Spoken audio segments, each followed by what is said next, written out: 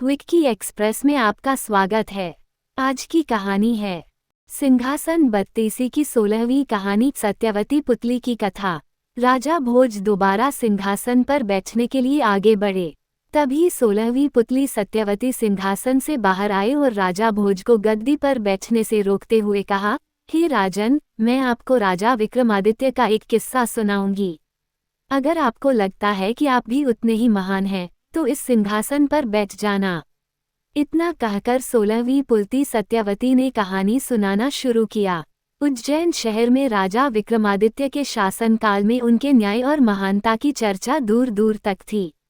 राजा ने अपने बड़े बड़े फैसलों और सुझावों के लिए 9 लोगों की समिति बना रखी थी। इन लोगों से ही राजा विक्रमादित्य राजकाज संबंधित सुझाव भी लेते थे। एक बार धन संपत्ति को लेकर कुछ बात शुरू हुई।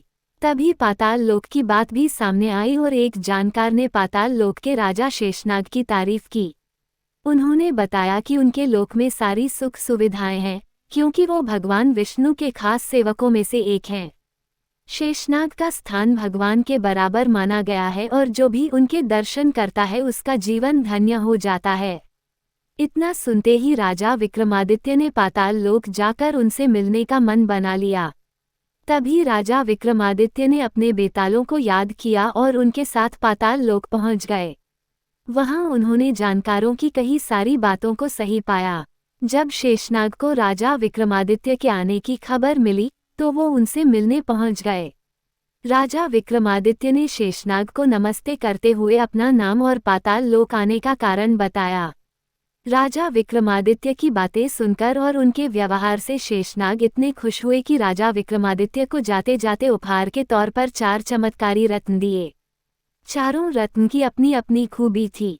पहले रत्न से मनचाहा धन, दूसरे रत्न से मनचाहे कपड़े व गहने, तीसरे रत्न से किसी भी तरह की पालकी, घोड़ा या रथ और चौथे रत्न से मान सम्मान मिल सकता था।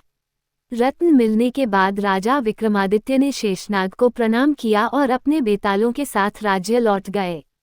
चारों रत्न लेकर राजा विक्रमादित्य अपने राज्य में प्रवेश कर ही रहे थे कि रास्ते में उनकी मुलाकात एक ब्राह्मण से हुई। ब्राह्मण ने राजा से पाताल लोक की यात्रा के बारे में पूछा। राजा ने वहां हुई सारी बातें बता दी। सब कुछ जानने के बाद अचानक ब्राह्मण ने राजा से कहा कि आपकी हर सफलता में प्रजा का भी सहयोग होता है। ब्राह्मण की इस बात को सुनते ही राजा विक्रमादित्य उनके मन की बात को समझ गए और तुरंत उन्होंने ब्राह्मण को अपनी इच्छा से एक रत्न लेने को कहा। ये देखकर ब्राह्मण थोड़ी उलझन में पड़ गए और उन्होंने कहा कि वो अपने परिवार के हर सदस्य की राय लेने के बाद ही रत्न लेंगे। राजा विक्रमादित्य उनकी बात मान गए। फिर ब्राह्मण अपने घर पहुंचे और अपने परिवार में पत्नी, बेटे और बेटी को सारी बात बताई। तीनों ने ही 3 अलग अलग रत्न लेने की इच्छा जताई। ब्राह्मण की उलझन अब और बढ़ गई थी। परिवार वालों की बात सुनकर ब्राह्मण दोबारा राजा विक्रमादित्य के पास पहुंचे और उन्हें अपनी दुविधा बताई। ब्राह्मण की बात सुनते ही राजा विक्रमादित्य ने हंसते हुए ब्राह्मण को चारों रत्न उपहार के रूप में दे दिए। इतना कहते ही 16वीं पुतली सत्यवती ने कहा, क्या तुम भी इतने दानी हो? अगर तुम्हारा दिल भी राजा विक्रमादित्य जितना बड़ा है तो सिंहासन पर बैठ जाओ। अगर यह गुण तुम में नहीं है तो इस सिंहासन पर बैठने के लायक बनकर आओ। इतना कहकर 16वीं पुतली सिंहासन से उड़ गई और एक बार फिर राजा भोज सिंहासन पर नहीं बैठ पाए। कहानी से सीख। सच्चा राजा, राजनेता या संचालक वही होता है जो धन दौलत का लालच न करते हुए अपनी प्रजा और अपने साथ कार्य करने वालों को प्राथमिकता दे।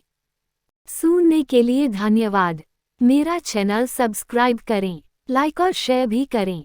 धन्यवाद।